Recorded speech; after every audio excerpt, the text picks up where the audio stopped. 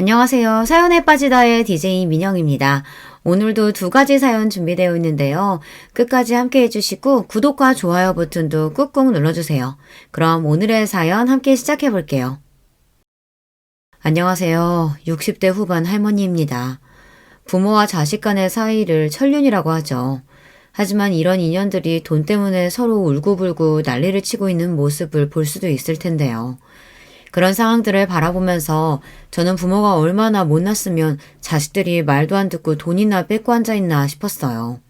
진짜로 뉴스나 드라마에서나 보던 불효 장면들이 내 가정에서 일어날 거라고 생각도 못했거든요. 남편이라도 있으면 같이 해결이라도 할 텐데 혼자 자식놈들 혼내려고 하니 힘에 부쳤습니다. 하지만 부모로서 자식들이 잘못된 길을 가는데 보고만 있으면 안 되지 않겠습니까? 남편이 죽고 난 후 7년이 지났어요. 처음에는 매일 울기만 했습니다. 첫눈에 반해 결혼한 사이나 불같은 사랑을 한 사이는 아니지만 그놈의 정이 뭔지 남편이 가고 나니 절망과 무기력이 찾아왔어요. 40년을 같이 살았는데 없으니 허전하고 괴로워서 이겨내고자 노력을 많이 했죠. 독서도 하고 친구들도 만나고 봉사활동도 하며 좋아하는 가수 콘서트에도 갔습니다. 이미 출가한 자식들에게 짐이 되고 싶지 않았어요. 아들 둘이 있는데 가정도 있고 자식도 있으니 저만 돌봐달라고 할 수도 없으니까요. 하지만 나이가 드니 몸이 아프더라고요. 혼자 해결하거나 남의 손을 빌리려고 할 수도 있지만 몸이 힘드니 자식들이 생각이 나는 거 아니겠어요. 그래서 몸살을 오래 앓아 며느리한테 죽 하나 사오라고 했더니 요양원에 쳐넣으려고 했습니다. 자식들 귀찮게 마시고 요양원이나 가세요. 제발 말 좀 들어주세요. 네, 어머니 요양원 가면 죽는 것도 아닌데 왜 그렇게 안 가세요? 너희들 내가 가만히 두나 봐라. 용서하지 않을 거야. 내가 요양원에 가고 싶지 않다고 왜 보내려고 하냐? 며느리들의 말에 기가 막히고 코가 막혔습니다. 귀찮다뇨. 그 정도는 자식의 도리 아닙니까? 제가 끓여오라는 것도 아니고 간단하게 사오라고 할 뿐이었어요. 며느리만 이런 태도를 보이는 것이 아니었습니다. 아들도 마찬가지 아니겠어요. 재산만 차지하고 기본적인 자식 도리를 하지 않았어요. 아들들이 다 장성해서 결혼해서 잘 살고 있지만 저를 그렇게 요양원에 넣고 싶어 합니다. 결국 친구인 변호사를 찾아갔어요. 소송을 해서 아이들을 혼내주었습니다. 늙고 아프면 요양원으로 가는 것이 당연한 길이 아니잖아요. 저의 노후는 제가 결정해야죠. 물론 요양원 가는 것도 나쁜 것만은 아니라는 거 알고 있습니다. 하지만 자식놈들이 닥치고 요양원에 들어가라고 하면 안 된다니 말입니다. 게다가 재산 받기 전에는 매일 찾아와 알랑거리더니 받을 거 다 받았다고 태도가 바뀌는 게 아니겠어요. 그럼 혼이 나야죠. 저들도 자식을 키우고 있는데 어디서 감히 까불고 있는지 모르겠어요. 오늘 그 이야기를 하려고 여길 찾아왔어요. 까불던 자식들 혼을 어떻게 냈는지 알려드릴게요. 그 전에는 남편 만나 어떻게 재산을 모으고 살았는지 말해볼게요. 다른 곳 가지 마시고 꼭 들어보세요. 저의 지인도 제 이야기를 듣고 자식들에게 뒤통수 받지 않도록 방법을 취했다고 해요. 저는 고등학교 졸업하고 남편을 만났습니다. 집안 어르신이 맺어준 혼사였죠. 아버지가 거래한 공장 사장이었는데 32살 노총각이었어요. 지금은 30 초반이 늙은 것은 아니지만 그때는 결혼이 늦은 상태였어요. 남편은 성남에서 콩나물이나 두부를 만드는 공장을 운영했어요. 영선아, 좋은 사람이야.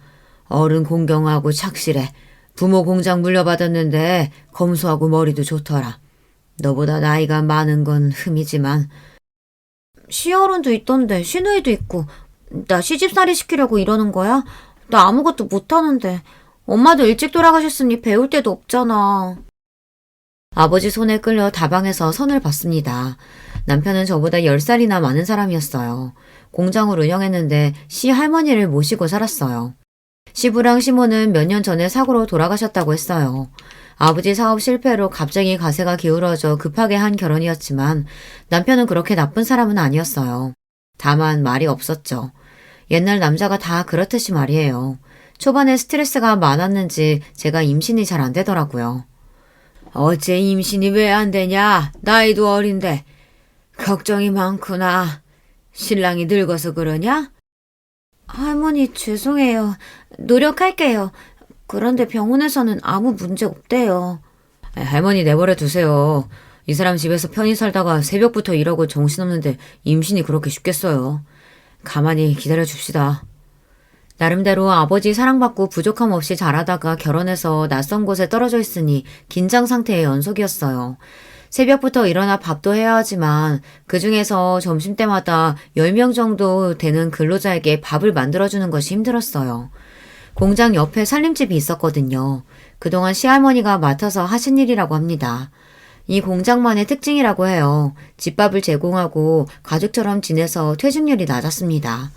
두부랑 순두부, 콩비지 같은 것을 만들어 시장이나 학교 등에 납품하던 곳이었어요. 공장이 한 7시쯤 문을 닫지만 저는 그 후 계속 일을 했어요. 저녁에는 우리 가족들 식사를 준비해야 했지요. 가족은 시할머니와 남편, 그리고 저랑 시누이, 그리고 일을 도와주는 식모뿐이지만요. 시누이는 대학생이라 도와주지는 못했어요. 부러운 부분이 시누이였어요. 저는 대학도 못 가고 시집 오고 말았는데 공부를 잘하는 시누이는 명문대 학생이었죠. 언니, 제가 많이 도와주지는 못하지만 편히 대해줄게요.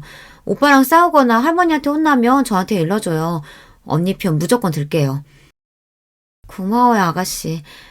그리고 속옷 빨래는 직접 하세요. 방 청소랑. 아셨죠? 제가 그렇게 말하자 시누이가 웃으면서 알겠다고 했어요. 제가 꿍하게 참는 성격은 아니라서 좋았다고도 했습니다. 또 지금도 연락하고 잘 지내는 가정부 언니, 소위 말해 식모 언니가 있었어요. 저보다 2살 많은 언니는 16부터 남편 집에서 일했는데요. 야간 고등학교를 마친 언니는 저랑 의견이 잘 맞았어요. 나중에도 우리 집 일도 도와주기도 해서 지금도 연락하고 지내는데요. 솜씨가 좋아 제가 도움을 많이 받았습니다. 하지만 집에서는 연탄불 하나 갈아본 적도 없는데 김치까지 담그고 하니 정신이 없을 수밖에 없었겠죠. 그래도 시댁 식구 중에 저를 학대하거나 무시하는 사람이 없으니 버틸 수가 있었습니다. 어느 날 시장에 다녀오다가 아버지가 골목에서 배회하는 것을 발견했어요. 아버지 하고 소리를 질렀죠. 길바닥에서 서로 얼싸안고 얼마나 울었는지 몰라요. 한번 오라는 남편의 말을 듣고도 아버진 저를 보러 오지 않았는데요. 이유는 돈 때문이겠죠.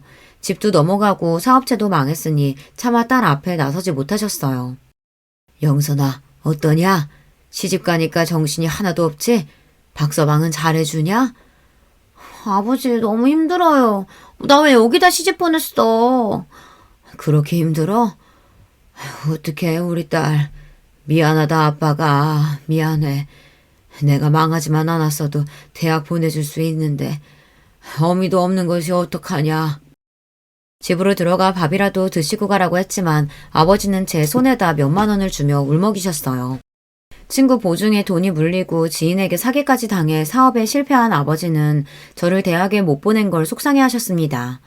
게다가 시집갈 때 지참금도 제대로 주지 못했기에 아버지는 너무 괴로워했어요. 아버지가 미안해. 그래도 박서방이 좋은 사람이야. 내가 겪어보니 사람이 성실해. 고생해도 참아야지. 시집가면 다 힘들대. 알겠어요. 아버지는 그나저나 어디 살아요? 경매로 집이 넘어갔다는데. 고향 시골에 가서 살면 돼. 영선아, 잘 들어라. 처음에만 힘들지 시간 지나면 적응돼서 좋아질 거야. 다들 그렇게 하더라고. 아버지는 뭘 그렇게 참으라고 하는지요. 아버지한테는 제가 엄마가 돌아가셨을 때 울던 10살짜리로만 보이시나 봅니다.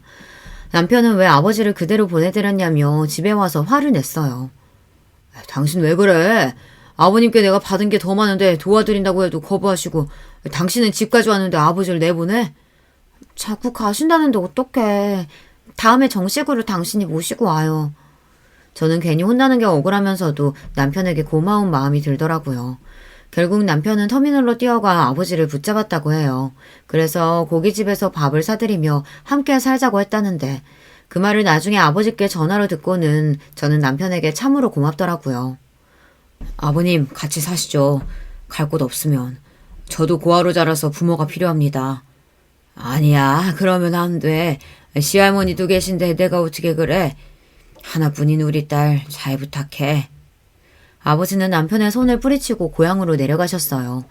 나중에 알고 보니 아버지가 폐에 문제가 있었나 봅니다. 그 당시에는 임신과 출산으로 제가 정신이 없었어요. 2년 터울로 형제를 낳고 키우다 보니 아버지까지 생각도 못했어요. 시골에 사는 고모 할머니가 갑자기 연락이 오셨더라고요. 아버지가 큰 병에 걸렸다고 말이죠.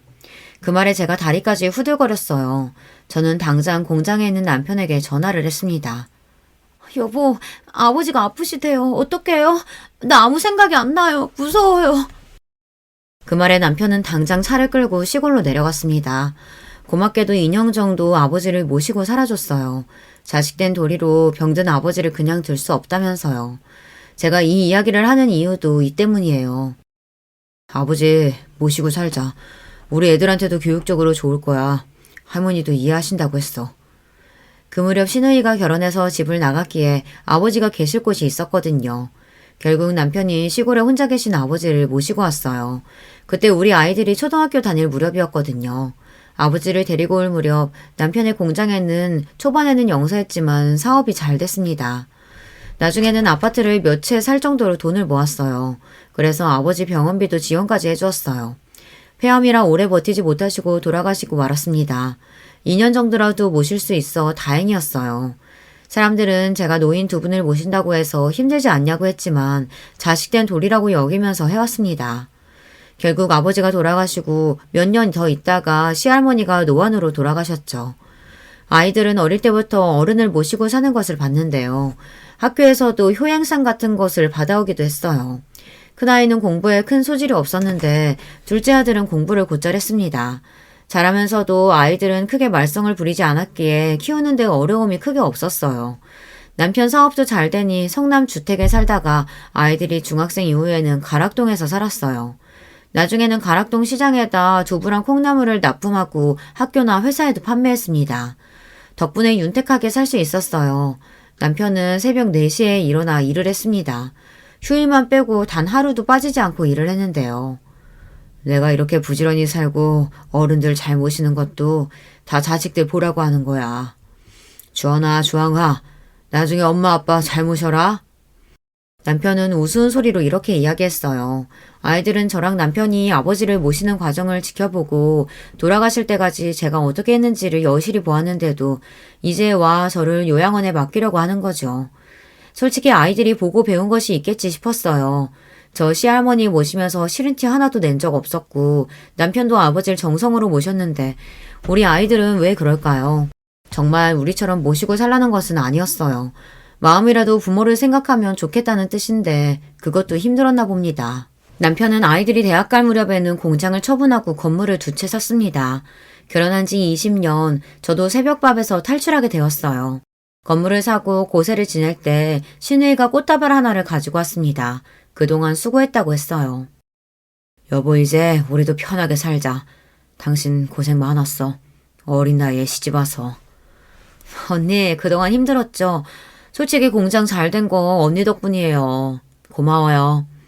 저는 그 말에 눈물이 왈칵 쏟아났어요. 이제는 고생 없이 즐겁게 살 수 있을 거라고 생각했어요. 운동도 하고 놀러도 가고 맛있는 것도 먹고 즐겁게 살기로 했어요. 그 당시 40 중반이라 젊은 나이라 기대감도 많았습니다. 남편은 대학도 가고 싶으면 가도 좋다고 했어요. 시할머니 잘 모시고 저보다 나이 많은 동생 시집까지 보내줬다고 고마워했어요. 시누이는 변호사랑 결혼해서 잘 살게 되었어요. 같은 대학 커플이라고 했는데 저는 신우가 공부를 많이 한 것이 부럽더라고요. 나중에 알고 보니 신우가 제 친구의 오빠와 결혼했어요. 고등학교 때 자주 만나던 아이였는데 결혼하고는 못 만났거든요. 그때부터 저의 하나뿐인 친구가 되었죠. 변호사가 된 똑똑한 친구였어요. 그래서 신우의 결혼 이후로 친하게 지냈어요. 공부 더 해보고 싶으면 내가 도와줄게. 어때? 해볼래? 아니, 여행 다녀보고 싶어. 머리 비우고 싶으니까. 그래, 여행 가자. 나랑도 가고 네 남편이랑도 가고 신나게 살아. 하지만 이제 무슨 대학이겠어요. 그냥 여행이라도 다녀볼까 했거든요. 왜냐면 그동안 고생을 많이 했어요. 아버지도 환자라 모시기 어려웠지만 특히 시할머니도 고생했어요. 치매가 오셔서 기저귀를 차야 했거든요. 하지만 싫은 얼굴 하나 안 했어요. 왜냐고요? 자식된 돌이니까요. 게다가 집에 돈도 있었고 저를 도와주는 식모언니도 있었으니까요. 죽을 만큼 힘들지 않았거든요. 하지만 그렇다고 고생이 아니라는 것은 아니에요. 나름 힘이 들었죠. 하지만 견딜 수 있었어요. 모르겠고 나 이제 재밌게 살아볼래요. 여보, 여행 많이 가요. 그래서 세계 지도를 펼쳐서 여행도 많이 다녀볼까 계획했지만 사람 일이 마음대로 되지 않았어요. 루게릭병이요? 그게 뭐예요? 아니, 우리 남편이 왜 그런 병에 생겨요? 손과 발, 다리 등 근육이 약해지는 병이라 남편은 단추를 끼우고 젓가락질이 어려워지기 시작했거든요. 점점 근육이 경직되고 목소리가 어눌해졌어요. 이렇게 증상이 심해지니 병원에 갔었어요. 그랬더니 유계릭병이라는 말도 안 되는 소리를 들었습니다. 이제 고생 끝 행복 시작이라고 생각했는데 청천벽력 같은 말이었죠. 도대체 이런 병이 왜 생기는지 억울하고 분했어요. 하지만 남편은 얼마나 속상했겠어요. 며칠 괴로워하다 저는 다시 힘을 냈습니다. 무려 남편은 10년이나 이 병으로 고생하다 돌아가셨어요. 매번 미안하다고 울먹이던 남편을 저는 어르고 달랬습니다. 여보, 힘내요. 저는 괜찮으니까 너무 울지 마세요. 말이 10년이지 얼마나 힘들었겠어요. 간호하는 저도 병을 앓는 남편도요. 나중에는 시누이의 말대로 요양원에 1년 있었는데요. 남편이 너무 힘들어해서 집으로 다시 데리고 왔습니다. 그래도 저는 괜찮은 거죠. 그 와중에 금전적으로 어려웠다면 견디기 힘들었을 거예요. 제가 남편을 간호할 동안 아이들은 취업하고 결혼도 했어요. 다행히 아이들이 다 큰 다음에 병에 걸렸기에 아이들은 제 앞가림을 다 했네요. 결혼도 빨리 한다고 제 짝을 찾아오니 남편은 다들 30평대 아파트까지 사줬고요.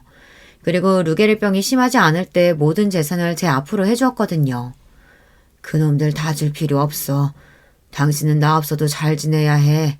다음 세상에는 나 같은 놈 만나지 말아야겠다. 너무 미안해. 그렇게 남편은 세상을 떠났어요. 몇 년 동안 마음고생을 많이 했어요.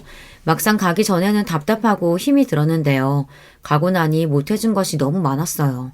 묶여있던 사실이 풀려나니 막상 어디로 갈지 모르는 짐승처럼 느껴졌어요. 또 혼자 살아야 하는 외로움도 몰려왔고요. 대가족이 모여 살다가 이제 혼자 남았으니까요. 아이들이 하나 둘 결혼하니 더 힘들었어요. 그래서 저는 밖으로 뛰쳐나갔어요. 갱년기도 몰려오니 어쩔 줄 모르겠더라고요. 얼굴에 열이 올라오고 밤마다 잠도 잘 못 자고 심리적으로 불안하기까지 했어요. 그래도 아이들에게 고민을 털어놓지 않았어요. 짐이 되기 싫었거든요. 시간이 지나 제가 갖은 노력으로 극복했습니다. 누구 말대로 금전적으로 여유가 있으니 견딜 수 있다고 하대요. 하지만 저 남편이 일할 동안 집에서 쉬어본 적 없어요.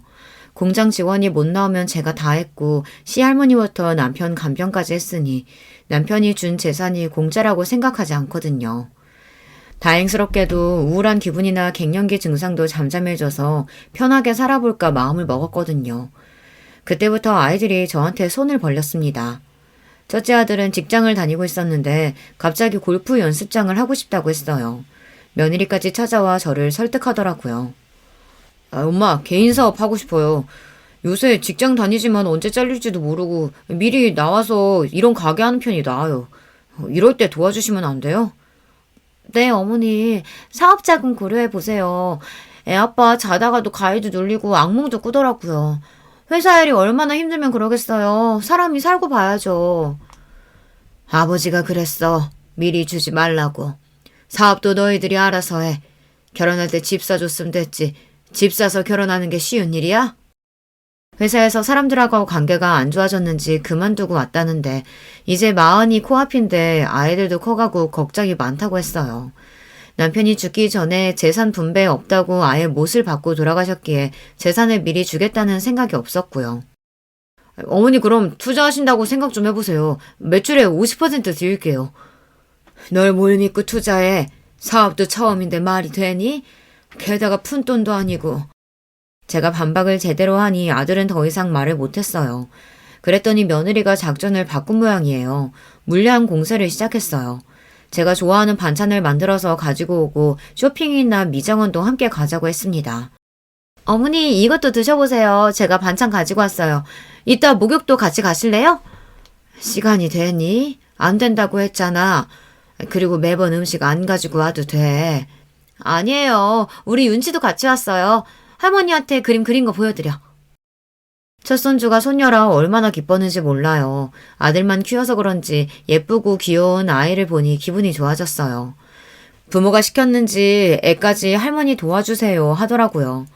첫째 며느리는 전업주부라서 그런지 매번 반찬과 음식을 가져왔습니다. 사업 자금을 위해서 저에게 딸처럼 살갑게 굴더라고요. 딸 하나를 기르고 있는데 소녀도 매일 데리고 와 옆에서 시간을 보냈어요. 어머니, 제가 잘할게요. 그러니 아범 한 번만 도와주시면 안 돼요? 매일 찾아와서 식사도 준비해드리고 윤지도 데리고 올게요. 남편이 편해야 저랑 윤지도 잘 지낼 수 있죠. 지키지도 못할 약속 하지도 마. 내가 그걸 어떻게 믿어? 그리고 사업을 왜 해? 직장 다니라고 해. 망해서 쪽박 차지 말고. 안 망해요. 저희 아버지 친구분이 하던 건데 매물이 괜찮게 나온 골프 연습장이거든요. 매출도 보장되고요. 저는 듣기 싫어서 물러가라고 했는데요. 그날 밤에 큰아들이 술 먹고 찾아왔어요. 대성통곡을 하며 울면서 직장을 구하기도 힘든데 어떻게 사냐고 울고불고 난리가 났어요. 한심해 죽을 뻔했죠. 하지만 어쩌겠어요. 고슴도치도 제 새끼는 예쁘다는데. 제 자식이니 한편으로 가슴이 아려왔어요. 엄마, 내가 매출의 50% 줄 테니까 말로만 하는 게 아니라 확실하게 투자하라고요. 제발, 아니면 다른 사람한테 넘어간대. 그래, 그럼 간이 증여 사라도 써. 네가 50% 준다고 말이야. 그래, 골프 연습장 인수해 하고 단숨에 허락하고 싶지만 덥석 넘겨주면 돈 알기를 우습게 할까봐 그렇게 매출의 일정 부분을 달라고 단서를 걸었습니다. 그리고 종이에다가 증여하면 뭘 해주겠다고 서약서 같은 걸 써주더군요. 아들은 진지하게 생각을 안 한 모양이지만 저는 나름 진지했습니다. 역시 아들이 기가 죽어있는 모습을 보니 어쩔 수 없이 제 주머니를 열게 되더라고요. 5억 정도면 가능하다고 하면서 사업 계획서도 가져왔고요. 못 이기는 척 들어주고 말았습니다. 어차피 줄 재산이긴 했지만요. 제가 마음고생을 하다 보니 몸보다 정신이 힘든 것이 어렵더라고요. 잘해봐. 아버지가 힘들게 모아주신 거다. 함부로 날리지 말고. 처음인데 걱정된다, 엄마는. 예전에 아버지 봤지? 단 하루도 안 쉬셨어. 하지만 컴퓨터 앞에서 일만 했던 아들이 단번에 잘할 수 있을 거란 생각은 안 했지만 이렇게 도와주니 열심히 하지 않을까 싶었어요. 가게는 아침에 출근하고 퇴근하는 회사가 아니잖아요. 가게 주인이 솔선수범해야 장사가 잘 되는 법인데요. 매번 잔소리를 하고 싶은데 아들 스스로 무언가 알아내고 깨닫고 달라지길 기다리고 있었어요. 이렇게 첫째 아들만 돈을 해주니 둘째 아들도 득달같이 달려와 집을 옮길 테니 돈을 달라고 하더군요. 둘째는 공기업에 다니고 며느리는 교사거든요. 차근차근 적숙하면 집을 늘릴 수가 있을 텐데요. 주말마다 아이들을 데리고 저를 찾아왔어요. 어머니, 이번 주말에 캠핑 가면 어때요? 아는 선생님이 쿠폰을 주셨어요. 그래, 엄마 같이 가요. 맨날 아버지 간호만 하셨는데 답답하잖아요. 너희들이 웬일이야? 맨날 주말에는 바쁘다고 했잖아. 한번 오라고 하면 시간 없다 바쁘다 하면서 차일피일 오는 날짜 미루더니. 여행? 캠핑? 무슨 이유니? 어머니, 그냥 애들이 할머니랑 놀러 가고 싶다고 하니까 온 거죠. 이렇게 자주 놀러 와요. 덕분에 나들이나 캠핑, 꽃놀이 등을 가볼 수 있었어요. 이렇게 잘하는 데는 이유가 있겠죠. 형한테 해준 돈을 달라고 하는 거겠죠. 어머니, 우리 애들은 2명이라 방이 필요해요. 집 넓히는데 도와주시면 좋겠어요. 엄마, 우리는요? 공부는 내가 더 잘했는데 매번 형만 뭘 해줘요. 학원도 형만 갔어요. 또 과외도 시키고. 게다가 이번엔 무슨 사업 자금을 해줘. 형이 정신적으로 힘들다고 하니, 그리고 형이 부족하니 학원도 보내준 거지. 잘하면 해줘. 둘 다 돈 잘 벌고 있는데 갑자기 왜 돈이 필요해? 애들은 아직 어린데 방은 무슨 방이야. 집 넓으면 엄마 모실 수도 있죠. 그러니까 집 해주세요. 지금 사는 집하고 엄마 주신 돈하고 합치면 원하는 평수 살 수 있다니까요. 그걸 어떻게 믿니? 사주고 나서 나 몰라라 하면 어떡하라고. 너희들도 증명서 하나 써. 형도 썼다. 저는 어떻게 나올지 보려고 증명서를 쓰라고 했어요. 집을 해주는 대신 나중에 저를 모시고 산다고 말이에요. 그럼 증명서 쓸게요. 저흰 거짓말 안 해요. 집 사주시면 어머니 모시고 갈게요. 제가 둘째에게 줄지 말지 고민하고 있으니 나중에는 형제끼리 싸우기 시작했어요. 제 생일이라고 하면서 서로 물고 뜯고 난리가 났어요. 손주들이 아직 어린데 그 꼴을 보자니 기가 막히더군요. 며느리까지 서로 남편과 편을 먹어 패싸움처럼 퍼지네요. 내가 힘들어서 엄마한테 좀 도와달라고 했는데 그걸 시샘 내리냐? 직장 생활이 힘들지 그럼 쉬워? 나도 열심히 일한다고. 누군 그만두고 싶은 순간 없는 줄 알아. 그러니까 형 도와주면 나도 해줘야지. 서방님네는 동서가 돈 버니까 굳이 안 해주셔도 되잖아요. 그리고 우리 잘 되면 입 닫고 말겠어요? 아니 같이 벌어도 돈 필요해요. 형님네는 애가 하나지만 저희 둘이에요. 남매라 방 따로 주면 좋죠. 다들 시끄럽다. 둘 다 똑같이 해주면 되잖아. 애들 보니까 그만 싸워. 결국 저는 둘째 아들에게 집을 하나 더 사주고 말았어요. 만날 때마다 저러고 싸울 텐데 그걸 지켜보는 것도 힘들었어요. 우리 집은 장난만 챙기는 분위기는 아니었는데 첫째 아들은 잔병치레가 많았고 공부도 둘째 아들보다 못했어요. 그러다 보니 큰아이한테 관심이 더 가기 마련이었습니다. 집 사주면 너희들 나중에 나 모신다고 했지? 증명서 써오너라. 당장! 이런 것들이 효도각서라고 불리던데요. 저는 큰아들은 매출의 절반을, 둘째 아들에게는 저를 모시는 조건이 붙여서 재산을 나눠주었습니다. 하지만 사람들이 화장실 들어갈 때랑 나올 때 행동이 달라지듯 아이들도 막상 재산을 어느 정도 받고 나니 저한테 연락하는 것도 뜸하고 잘 찾아오지도 않더라고요. 하지만 문제는 그 상황이 아니었어요. 저도 몸이 아플 수가 있잖아요. 척추 협착으로 인해 허리 통증이 심해졌습니다. 집안일도 일이지만 예전에 남편 병간호를 하다가 허리가 많이 안 좋아졌어요. 이렇게 오래 앓다 보니 죽이라도 하나 끓여 먹었으면 하는 마음이 생기더라고요. 그래서 첫째 며느리한테 전화했습니다. 또 허리가 아프구나. 잠깐 올 수 있겠니? 죽집 가서 죽 사오면 더 좋고. 끓여달라는 부탁을 하고 싶어도 번거로울까 사오라고 했더니 며느리가 아예 공부 때문에 오지 못한다는 겁니다. 어머니 제가 바빠서요. 윤지가 발레한다고 했잖아요. 거기 픽업해야 하니 갈 수가 없어요. 요새 놀고 있는 동서한테 전화해보세요. 어느덧 소녀가 초등학생이 되니 첫째 며느리는 더 바쁘다고 하더라고요. 그래서 요새 휴직으로 집에 있는 둘째 며느리에게 연락했습니다. 전화해도 받지 않다가 문자로 답이 오더군요. 지금 운동 중이라 조금 이따 연락드릴게요. 아마 제가 아프다는 말도 보지 못한 모양이에요. 아들들에게 전화해보니 둘이 비슷하게 말하는 게 아니겠어요. 엄마 저번에 제가 배달하는 법 알려드렸잖아요. 거기서 시켜 드세요. 돈 있으신데 사람 쓰세요. 사람. 왜 맨날 바쁜 사람 불러요. 그리고 시켜 드세요. 누가 시켜 먹는 거 몰라서 연락했을까요? 사람이 아프다는데 단 한 명도 그것에 관해 묻는 애들이 없었습니다. 그뿐이 아니에요. 손자 손녀들도 보고 싶어도 데려오지를 않았어요. 바쁘게 학원 가야 한다면서 말이죠. 재산을 주기 전에는 간이며 쓸개까지 빼줄 태세였지만 이제는 저한테 관심이 없어진 느낌이었어요. 결국 저는 아픈 몸을 이끌고 죽을 끓이려고 일어났습니다. 아버지에게, 시할머니에게, 남편에게 열심히 끓인 죽인데 결국 저는 내 손으로 해먹어야 한다는 생각에 서러움이 올라왔어요. 죽은 계속 저어줘야 하는데 허리가 아프니 죽을 올려놓고 거실에 잠깐 앉아 있었죠. 잠이 들었는지 냄비가 홀랑 타버렸어요. 새까만 냄비에 매캐한 연기까지 정말 아찔하더군요. 큰 불로 번지지는 않았지만 부엌을 홀랑 태우고 말았습니다. 세상에 불이 앞을 어쩌면 좋아. 자식도 있고 돈 있으면 뭐해. 내가 원할 때 도와주는 놈들 하나도 없고.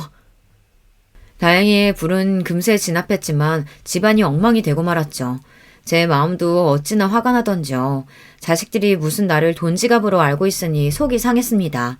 그래서 당장 아이들은 소환했습니다. 너희들 잘 들어. 혼자 못 살겠구나. 둘째 너희가 나 모신다고 했지? 그 집으로 들어가자. 그리고 첫째 너 매출 50% 당장 가져와. 그 돈으로 나 돌봐줄 사람 써야겠다. 그렇게 말했더니 다들 얼굴이 하얗게 질렸습니다. 첫째 아들은 골프 연습장 매출을 가져오겠다고 했지만 초반에 장사가 안 된다고 울상을 지었거든요. 매출의 절반을 주지 못하겠다고 엄살을 부렸어요. 둘째 아들은 큰 집을 사줘도 같이 살기는커녕 집에 초대한 적도 없어요. 골프 연습장 해주면 매출 절반 준다며. 집 사주면 나랑 같이 산다며. 그런데 죽 하나 사오겠다고 하는 인간이 없어? 죽 배달시켜 먹어? 배달시킬 줄 몰라서 그러냐? 사람이 아프다는데 들여다볼 생각도 안 해. 저는 그렇게 말하면 죄송하다, 다시는 안 그러겠다, 큰 불이 안 나서 다행이다 이럴 줄 알았습니다. 제가 아이들을 순진하게 본 걸까요? 전혀 그러지 않더라고요. 매출 50%를 어떻게 줍니까? 말이 쉽지. 그리고 아버지 재산 물려받은 건데 엄마가 하도 강경하게 나오니 그런 거고. 그렇게 죽 드시고 싶으면 요양사라도 제가 매일 배달 불러드릴게요. 그분이 해주면 됐죠? 큰 집에 오셔도 사람 없어요. 제가 회사 가고 애들은 학교 가고 집사람은 요즘 공부 새로 시작해서 바빠요. 그렇게 죽이 드시고 싶으시면 요새 실버타운 좋은 데 많다는데 가실래요? 요양사 실버타운이란 단어가 나오자 며느리들이 반색하며 좋아하더라고요. 네, 어머니, 실버타운도 좋아요. 제가 아는 지인 부모님도 가셨는데요. 거기 가면 의사부터 영양사까지 다 있고 중간에 취미활동도 할 수 있고요. 알아봐 드릴까요? 네, 이제 아이들도 공부하느라 바쁘면 저도 덩달아 바빠져요. 요새 입시는 초등학교 때부터 준비해야 돼요. 좋은 요양원도 많으니까 가보실래요? 이러는 게 아니겠어요. 물론 제가 요양원이나 실버타운이 싫다는 것이 아닙니다. 상황이 생기면 가야죠. 그런데 자식놈들 하는 짓을 보세요. 돈 달라고 할 때는 언제고 약속 하나 안 지키면서 이제 요양원이라뇨. 이런 꼴 볼까봐 남편이 돈 미리 주지 말라고 했거늘 분통이 터졌습니다. 얘들이 뭐라고 하는 거야? 내가 바본 줄 아니? 골프 연습장 가보니 이 동네에서 가장 인기 있는 연습장이라고 하던데 주말에 손님이 제일 많고 그리고 둘째네도 그렇지. 경비원한테 물어보니 외할머니 외할아버지는 자주 온다고 하던데 얼마나 자주 가면 경비원이 알아? 돈은 나한테 뜯어가고 나한테 죽 하나 끓여줄 인간이 없어? 그게 엄마 돈이야? 아버지 재산이잖아요. 어차피 우리 물려줄 돈이라니까. 그러니까 내 말이 우리 몫을 주는 걸 왜 그렇게 공치사해요. 죽 사서 만들 돈 없으신 것도 아니잖아요. 왜 그렇게 죽 타령을 하세요? 편안하게 앉아서 아버지 재산 그대로 받아놓고서는. 뭐? 편안? 나 시집와서 아버지 돌아가실 때까지 편안하게 있어 본 적 없어, 이놈들아. 그 공장도 내가 다 뒤에서 지어놓으니까 돌아간 거지. 아버지 재산 아니야. 내 재산이기도 해. 너희들 진짜 1억이니? 이렇게 막 해도 돼? 내가 그렇게 키웠니? 억장이 무너진다는 것이 이런 상황에서 나온 말인가 봅니다. 기가 막혀서 말도 안 나오더라고요. 내가 가만히 앉아 밥이나 받아 먹었으면 억울하지도 않았겠죠. 새벽에 제일 먼저 일어난 사람도 저였고 마지막 잠든 사람도 저입니다. 아마 같이 산 식모 언니가 알겠죠. 일하는 사람 시킬 수도 있지만 아내로서 엄마로서 며느리로서 해야 할 일이라고 생각했어요. 그런데 다른 건 몰라도 자식놈들이 이렇게 말하면 안 되는 거잖아요. 싸움이 길어지니 하나둘 핸드폰만 만지작거렸어요. 당장 꺼져! 너희들 내 눈앞에서 사라져라! 꼴도 보기 싫구나! 제가 소리를 지르니 하나둘 자리에서 일어나더라고요.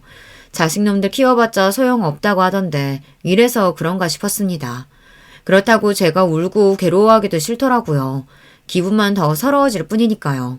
남편이 떠나도 저를 위하는 건 제 자식이 아닌 예전 식모 언니였어요. 남편 없으니 속이 허전하지 이러면서 가끔 찾아와 밥도 먹고 이야기도 나눴습니다. 아들이라도 그렇지 엄마가 어떤 마음으로 사는지 살펴보는 것이 자식의 도리 아닌가요? 저도 아버지 마음을 다 헤아리진 못해도 매일 사무치게 그립던데 우리 자식들은 제가 그런 존재가 아닌가 봅니다. 이때 식모 언니가 말한 이야기가 떠올랐습니다. 이른을 넘긴 언니의 음성이 왜 이 순간에 떠올랐을까요? 자식도 다 소용없어. 남편도 그렇고. 나 속 뒤집어지는 거 아는 건 나뿐이더라. 그러니 밥 잘 먹고 단단하게 마음 먹고 살아. 돈은 꼭 쥐고 말이야. 자식 진짜 소용없어. 언니의 말이 이 순간 제 가슴을 치고 갔습니다. 어리석게도 저는 자식들이 이렇게까지 형편없을 줄 몰랐어요. 누가 누굴 탓하겠어요. 이렇게 만든 것이 부모인 제 탓이라는 생각이 들었습니다. 아이들이 빠져나간 자리 저는 울지 않으려고 이를 꽉 물었습니다. 서럽다고 느낀 순간 제가 무너질 것만 같았거든요. 그렇게 몇 분간 앉아있다가 문득 카디건 하나가 눈에 보였습니다. 첫째 며느리가 두고 간 모양이었어요. 아무리 자식 새끼들이 미워도 제가 어미이다 보니 날이 추운데 감기라도 걸리면 안 되지 않겠어요. 그래서 서둘러 핸드폰 하나 들고 아파트 지하주차장으로 내려가 보았어요. 시모가 화가 나 있으니 오지 못할까 싶었거든요. 거기서 용서하지 못할 대화가 오고 가더군요. 저는 아이들 앞으로 가지 않고 벽에 서서 대화를 듣고 말았습니다. 너무 놀라서 다가가지도 못하겠더군요. 아니 어머니 왜 그런 거야? 동서네가 모시고 간다고 했으면 데리고 가야지. 그러니까 노인네가 시위하듯 죽 사오라고 난리를 치잖아. 우리가 왜요? 그러는 형님은 매출 절반 준다고 했으면 줘야죠. 그러니 죽 타령하는 거죠. 돈 달라고 하면서요. 그래서 피해자는 우리예요, 우리. 재수씨, 그 절반 그냥 노인네가 하도 안 준다고 하니까 해본 말이고, 같이 산다고 했으니 사셨어야죠. 사돈 어른들 오라고 우리 엄마가 재수씨 집 사준 거 아니잖아요. 형, 말이라도 그렇게 하지 마. 장인 장모 가끔 온 거야. 그리고 부모는 장남이 모셔야지. 뭐 말 같지도 않은 소리래. 돈 가져갔으면 형이 더 많이 가져갔을걸? 학원비부터? 너 무슨 학원비 타령이냐 맨날. 공부 좀 했다고 유세야? 그렇다고 서울대도 못 간 놈이 무슨 불리하면 학원이니 과외니 난리야 진짜. 하여간 이 새끼는 형 무서운 줄 모른다니까. 좀 맞아볼래? 한두 마디 오가던 설전이 아예 주먹 다짐으로 오가는 순간이었습니다. 나이가 몇 개인데 길에서 싸움질인지 제가 나가 말리려는 순간 첫째 며느리가 그만둬요라며 소리를 질렀어요. 그러면서 그제야 마음의 소리를 거침없이 해댔습니다. 요양원이든 뭐든 아무 곳이나 처가라면 가는 거지. 노인네가 자식들 귀찮게 하고 그래. 저는 그 이야기에 진짜 그대로 얼어버렸으면 좋겠다고 생각했어요. 귀찮다뇨. 제가 뭘 잘못했는데요. 누구 하나 심하게 말했다 하지 않고 둘째 며느리가 말을 덧붙였습니다. 양심이 있으면 빨리 꺼져줬으면 좋겠어요. 형제들 싸우고 이러는 게 좋아요? 오늘도 그래요. 우리 애들 학원 못 데려다 줬어요. 내가 미쳤다고 학교 그만둔 줄 알아요? 자식들 돌보려고 한 거죠. 우리 아버지 엄마도 학원 픽업 때문에 오신 거라고요. 그것도 모르고 죽타령이 나와요. 진짜 미쳤어. 아무것도 모르고 시부 품에 귀원받고 살다가 이제 없으니까 불안한 거지. 죽은 갑자기 왜 사오라고. 귀찮아 죽겠어 진짜. 며느리들 마음대로 떠드니 그제야 아들들이 끼어들었지만 더 가관이었습니다. 윤지 엄마 시끄러워. 그러니까 내가 머리 쓰라고 했지. 죽 사다 줬으면 됐잖아. 노인네 하나 달래지도 못하냐? 예전에는 잘했으면서. 당신도 가끔 찾아갔으면 이런 일 없잖아. 학교는 왜 관뒀어? 그래도 엄마 진짜 우리 집이라도 오시겠다고 하면 어쩔래? 다시 학교 나가. 그게 낫겠어. 말도 안 되는 소리를 왜 해? 무슨 어머님 무서워서 직장을 다녀. 웃겨 진짜. 그러니까 며느리들이 무슨 잘못이에요 다들. 하여간 노인네가 요양원 가라고 하면 가는 거지. 나이 처먹고 자식들 힘들게 하고 그래. 양심이 있으면 당장 꺼져줬으면 좋겠어 진짜. 이제는 더 이상 참을 수가 없더라고요. 그래서 끼어들고 말았습니다. 물론 그 대화 모두를 녹음하고 있었고요. 변호사 친구가 말하길 자식들이 어이없는 말하면 다 녹음하는 것이 맞다고 했거든요. 윤지 엄마야, 너 뭐라고 했냐? 도저히 참을 수가 없어서 아이들 앞으로 걸어나와 며느리 앞에 카디건을 던져버렸습니다. 제가 나타나면 놀라는 신용이라도 하면 더 기분 나쁠 텐데요. 이것들이 아예 잘된 일이라고 한마디씩 더 하더라고요. 제 말이 어때서요? 말이 나왔으니까 말인데요. 나이 쳐드셨으면 자식들 귀찮게 하지 마세요. 양심이 있으시면 그냥 요양원이라도 당장 꺼졌으면 좋겠어요. 저는 며느리들의 하는 말이 어이가 없었습니다. 이제 대놓고 욕을 하다뇨. 저희도 꺼지셨다는 등 어법에도 안 맞는 말을 하더군요. 잘난 대학을 나오고도 말이에요. 그 뻔뻔하게 하는 말이 기가 막혀서 소리를 높여 말했습니다. 뭐라고? 너희들이 사람이냐? 귀찮아? 당장 가! 아이 꺼지라고 하지 왜? 엄마 집사람이 뭘 잘못했는데 소리를 질러요. 꺼지라면 가실 거예요? 그니까 무슨 트집을 잡는다고 그래요. 엄마 아버지 돌아가시고 무슨 특권이나 있으신 것 같은데 다 아버지 재산이고 저희가 물려받을 것들이에요. 저는 아이들 얼굴을 하나하나 찬찬히 살펴보았습니다. 다들 제 욕심만 차서 무엇을 잘못했는지 모르더라고요. 원래부터 그렇게 욕심을 드러냈으면 믿지도 않았을 텐데요. 말로 싸워봤자 소용이 없다는 것을 알게 되었죠. 일단 보내고 더 큰 혼을 내기로 했습니다. 너희들 생각 잘 알았다. 그 대신 난 다시 물려줄 생각 없어. 다시 돌려받을 테니 알아서 하렴. 이제는 화를 내는 것도 아깝다는 생각이 들었습니다. 소리를 지르고 야단을 쳐도 자식들은 전혀 바뀌지 않는다는 것을 알았어요. 그때 남편의 목소리가 떠올랐습니다. 유계릭병이 많이 진행되기 전의 일이었죠. 애들이 돈 받고도 당신 무시하면 다 돌려받아. 그래도 돼. 자식들 어떻게 나올지 몰라. 지금은 말 잘 들어도 머리 크고 돈마다 알면 그렇게 될 거야. 다시 돌려받아라. 그게 가능한지 저는 친구에게 전화했습니다. 지금은 변호사를 하지 않지만 아직 현직에 있는 후배를 알고 있을 테니까요. 친구와 그 후배의 변호사 사무실을 찾아갔습니다. 저는 변호사에게 녹음 파일이나 효도 각서 같은 증여할 때 자식들의 다짐이 담긴 종이도 내밀었어요. 여사님이 아주 똑똑하시네요. 무조건 말로만 다짐을 받아두는데 이렇게 녹음이나 증거도 있고요. 물론 법적으로 이게 증거가 될 순 없지만 참고는 될 수 있어요. 사업자금으로 재산 먼저 주면 매출 절반 준다고 했고 50평대 집 사주면 저를 모신다고 했어요. 이건 공증까지 제가 다 해놓은 상태라 다 가능하겠죠? 네, 이게 요새 많이들 하시는 불효소송인데요. 대부분 돌려받기 어려워요. 아예 부모에게 사기를 치는 등의 범죄를 저지르는 등 그런 문제가 아니면 10에서 15% 정도만 소송에서 이길 수 있어요. 재산을 주면 부모를 보양하겠다고 한 걸 증명하기가 어려우니까요. 하지만 여사님처럼 이렇게 증빙증명서 같은 서류를 만들면 이야기가 달라지죠. 어떻게 이렇게 하실 생각을 하셨어요? 제 아버지가 돈 빌려주고 많이 떼이셨거든요. 그거 보고 뭐든 증명할 거리를 만들어야겠구나 싶어서 그랬어요.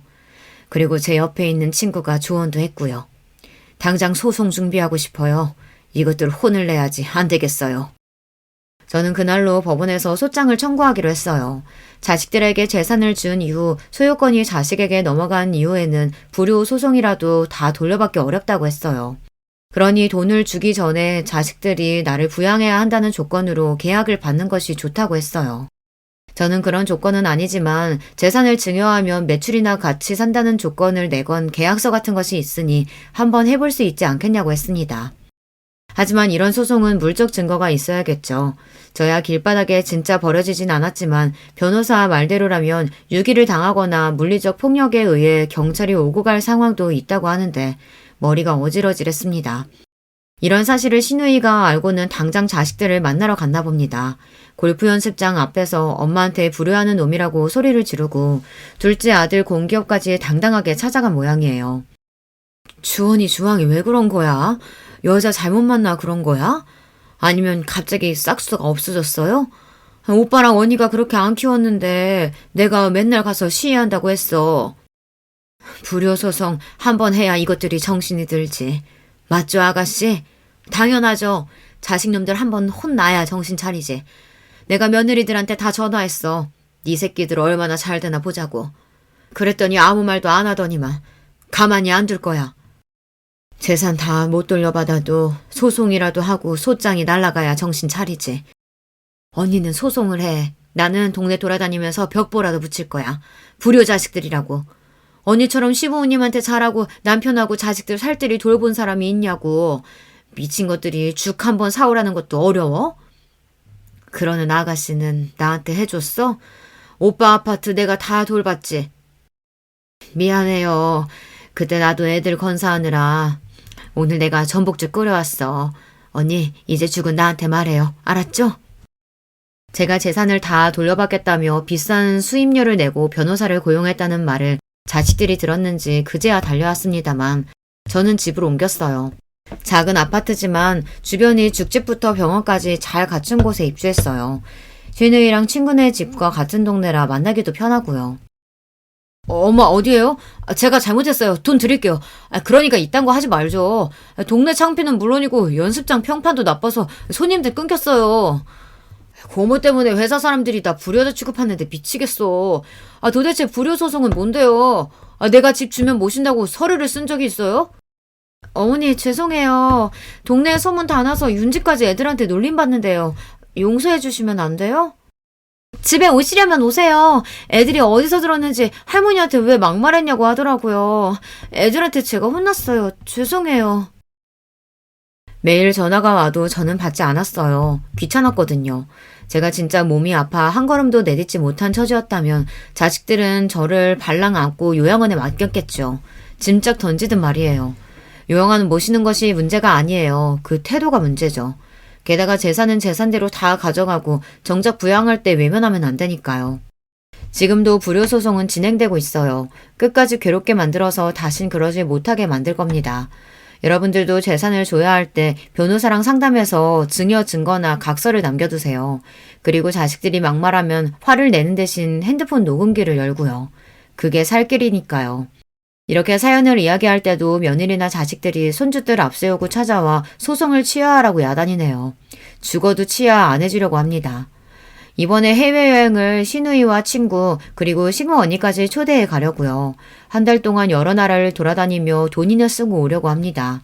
한 푼이라도 모아서 손주들 주려고 했는데 그것도 소용없는 짓이니까요.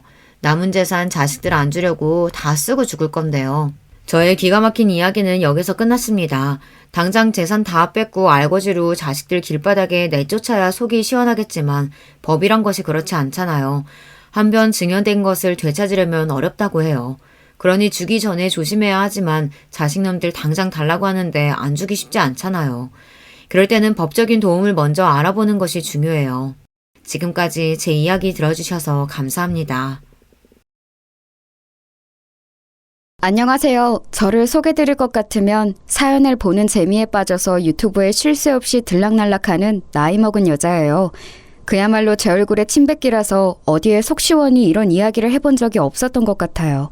시간 날 때마다 틀어놓는 습관이 생겼는데 문득 혹시 이런 익명의 사연이라면 제 이야기를 털어놓아도 되지 않을까 싶어서 결단을 내리게 됐습니다.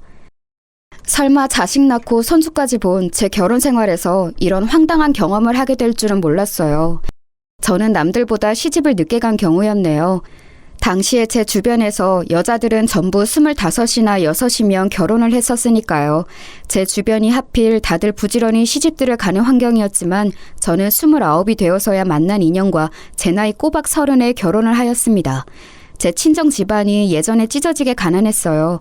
가난을 경험해보신 분들 중에서 배가 고파 울어보신 적이 있으실까요? 저는 그래 본 적도 있었고요. 심지어는 울면 더 배가 고파질까봐 그마저 참아본 적도 있었네요. 배가 너무 고파서 기력이 빠진 채로 멍하게 있던 적이 잦은 아이였죠. 그 시절 다 같이 힘들고 어려웠던 시절이었음에도 친정 집안은 형편이 유독 어려웠어요. 저는 그게 다 친정아버지가 하도 귀가 얇고 팔랑거려서 그랬다고 생각합니다. 친정엄마의 속만 문드러져 갔죠. 기껏 힘들게 벌어서 모은 푼돈, 애들 아빠라는 인간이 어디론가 홀라당 다 까먹어 버렸으니 살맛이 안 난다. 그딴 것도 어떻게 가장이라고 할 수 있을까? 차라리 없는 게 낫지. 당신 그거 나들으라고 하는 소리야? 나라고 일부러 그러고 싶었던 줄 알아? 그게 다 처자식들 먹여 살리려고 더 잘 되어 보려고 그런 것이었잖아. 좋은 마음으로 그랬다가 돈을 잃은 것뿐인데 왜 나를 두고두고 원망해? 내가 당최 기가 죽어서 살 수가 없어. 살 수가 없으면 그냥 죽지 왜 살아? 대체 왜 아등바등 계속 살아서 우리를 힘들게 하냐고. 나는 당신하고 결혼한 게 내 인생 최악의 실수라고 생각해. 이런 지독한 게 결혼이라면 나는 내 자식들이 절대 결혼 안 하고 혼자 살았으면 좋겠어. 가장 착잡했던 사실은 친정아버지의 변명이 진심이었다는 것이죠. 그런 분이셨어요. 아기는 결코 없는 게 결과물은 아주 나쁜 사람이요. 나이에 맞지 않게 순진무구하고 있어 챙기실 줄 모르고 남 얘기 잘 듣고 잘 넘어가고 잔정 많으시고 그런 분이 친정아버지셨고 하도 대일 대로 대이신 친정엄마는 저를 비롯한 당신의 자식들에게 당부를 하셨습니다. 이악 물고 어떻게든 살아남자고 그리고 절대 결혼은 섣불리 하지 말라고 말입니다. 남이었으면 좋았을 것 같아. 하다못해 친척이었으면 사람 참 좋다고 추켜 세워줬을 거야. 그런데 내 남편으로는 너무 힘들다. 착하고 무른 게 능사인 줄 알아? 얘들아 잘 들어. 사는데 그런 게 도움되고 필요한지는 몰라도 성공하는 것에는 필요 없어. 가난이라는 것에 한이 맺혀간다. 끝이 안 보이니까 너무나도 지쳐가. 너희들은 이 엄마처럼 살지 마라. 그딴 한량과 결혼해서 밑빠진 독에 물이나 붓고 살 바에는 차라리 결혼 같은 거 하지 마. 혼자서 독수공만 하다가 늙어 죽는 게 낫지. 저는 결심했습니다. 친정엄마의 말씀을 따르겠다고요. 너무나도 마음고생하시던 모습을 많이 봐왔으니까요. 눈 맞으면 살림 차리고 순정 바쳐서 연애했던 그 시절, 미천 하나 없어도 30만 보며 백년가액을 맺고는 했던 시절. 그러나 저를 비롯한 친정의 형제들은 결혼을 아무도 일찍 안 했습니다.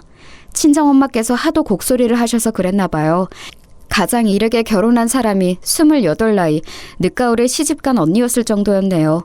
형부는 나름 교육자 집안이라 할 수 있는 배경을 지니고 있었기에 형편이 안정된 인물이었습니다. 키만 좀 컸지 얼굴 인물은 별로였어요. 성격도 무척 예민하고 까칠한 편이었죠. 그래도 언니가 안정된 배경 하나만 보고 결혼을 한 거예요. 저도 비슷했네요. 무능력한 친정아버지, 그리고 그런 배우자에게 질색을 하며 학을 떼었던 친정엄마를 보고 자랐던 저는 무조건 남편의 능력만 보았습니다. 제가 잘난 사람이 아니다 보니까 굉장한 상대를 만나는 건 말도 안 되는 일이었죠. 그래서 제 수준에서 만날 수 있는 최대치의 남자를 만나고자 했어요. 그러던 와중에 남편을 만나서 단 5개월 만에 속전속결로 결혼을 해버렸습니다. 시댁은 당시에 작은 공장을 운영하기 시작한 직후였고 저는 남편을 내조하면서 공장의 잡일을 도와가며 그렇게 열심히 살았어요. 제 성실한 구석 하나만 보고 저를 허락해 주었던 시댁 사람들을 제가 기어이 만족시켰죠. 아집이 강한 남편하고는 솔직히 이런저런 마찰이 있었지만 반지하 단칸방에서 화목하게 사느니 점점 집을 넓혀가는 재미를 느끼며 남편과 냉전을 치르며 사는 게 낫다고 여겼습니다. 친정의 영향을 강하게 받아서 그랬나 봐요. 다른 의미로도 저는 친정의 영향을 강하게 받았는데 그건 바로 우는 소리를 그렇게 하시면서도 친정엄마께서는 끝끝내 당신의 무능력한 배우자를 저버리지 않은 채 끌어안고 가셨지요. 저는 그 면모를 봐왔기 때문에 사업하는 남편이 도중에 얼마나 독불장군처럼 굴든 말든 꿋꿋하게 인내하며 아내로서의 역할, 엄마로서의 역할을 다 해냈습니다. 한 번도 도망친 적 없었고 최선을 다하지 않은 적도 없었네요. 세월이 흘러 나이가 들고 보니까 이런 저에게 뒤늦게 고맙고 의지가 되었는지 남편은 그나마 점점 순해졌어요. 나이 먹어서 늙고 났더니 마누라가 최고란 걸 알았나 봅니다. 하여간 저희 부부는 다사다난한 와중에 자식을 셋 보고 살았어요. 큰아들은 장남이라는 이유로 저희 부부의 전폭적인 지원과 기대를 받으며 자랐고요. 결혼 정년기에 딱 맞춰서 장가를 보냈는데 이때 저희 부부가 힘 좀 썼죠. 왜냐하면 큰며느리가 부잣집 고명딸이었거든요. 둘은 동갑내기였습니다. 큰아들은 자기 조건이 떨어지는 것 같다면서 걱정을 했고 어떻게든 꼭 결혼을 성사시키고 싶다고 하길래 저희 부부가 나섰던 것이죠. 장남을 좋은 집안과 맺어주느라 애 많이 썼었네요. 큰아들 본인이 욕심냈던 그 결혼 기껏 할 수 있도록 해줬더니 시간이 지나니까 큰며느리하고 자잘한 불화를 일으켰어요. 큰며느리는 워낙 자기 친정에서 귀한 대접만 받고 자라서 그런지 성격이 대쪽 같고 쉽사리 자기 뜻을 굽히거나 양보하지 않는 인물이었습니다. 애 낳고 잘 사나 싶었건만 그런 배우자에게 큰아들이 점차 심신이 지쳐가는 모양이었어요. 언제부터인가 걸핏하면 별거를 하느니 마느니 하는 얘기를 쉽게 입에 올렸습니다. 저는 얼른 그런 큰아들을 나무랐었죠. 애 생각해서라도 우선은 참아야지. 나라고 해서 내 큰며느리가 콧대 높고 성질 드센 것 어디 모르겠니? 다 알아. 네가 언제까지고 참고 살 성미도 안 된다는 건 역시 다 알고 있었어. 그래도 이 결혼 네가 하겠다고 당시에 하도 우겨대서 졸라댔던 것을 잊으면 안 되지. 책임감을 가지고 살아. 제가 남편을 꾹 참고 잘 살아온 것을 큰아들도 뻔히 알고 있었기에 제 앞에서 반백할 엄두가 안 났을 것입니다. 그런데 몇 번 나무라고 잘 달래보았건만 큰아들은 속에 든 불을 꺼트리질 못했어요. 결혼 생활에 대한 불만을 자꾸만 툴툴대며 늘어놓았죠. 어느 주말에 저희 식구들끼리 다 모여 있었고 큰며느리는 없는 자리였는데 저희 딸이 자기 큰오빠한테 기어이 한 소리 날리더라고요. 아, 큰오빠! 남자가 왜 그렇게 구시렁구시렁 말이 많아? 그런 투정 듣는 것도 한두 번이지 맨날 들으려니까 짜증나 죽겠어. 큰 새언니한테 이혼하자고 선언할 자신은 없고 자기 가족들한테 우는 소리 할 마음은 들어? 물에 빠지면 아주 입만 동동 뜨겠어. 자기 할 말 다 하고 사는 집사람 만나서 늘 짜증났었는데 이제는 내 여동생까지 이러네. 집안 여자들이 다들 어쩌다 이렇게 됐는지 모르겠다. 야, 너는 제발 네 작은 새언니 좀 보고 배워라. 모름지기 여자란 저래야 하는 거야. 큰아들이 말해 자연스레 모두의 시선이 한 사람에게로 향했죠. 바로 제 작은 며느리에게 말입니다. 큰아들이 결혼생활 지친다고 우는 소리를 하도 하느라 집안 분위기가 뒤숭숭한 지 몇 달째였는데 그 와중에도 작은 며느리는 늘 조용했습니다. 차분했으며 고요했죠. 큰아들 입에서 자기가 거론되자 작은 며느리가 조용한 목소리를 냈어요. 저는 아주버님을 다들 이해해줘야 한다고 생각해왔어요. 얼마나 속이 답답하시면 저러시겠어요.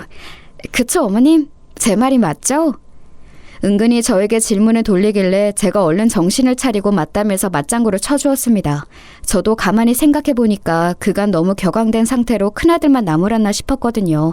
큰며느리에게는 잔소리를 안 하고 큰아들에게만 참으라고 하고 있었으니 무정한 엄마인 것 같았네요. 큰아들에게 내심 미안하다는 생각이 들던 참이었는데 작은 며느리가 그렇게 말을 해주니까 제가 얼른 그 의견에 함께했습니다. 그러자 딸이 신경질을 부리더군요.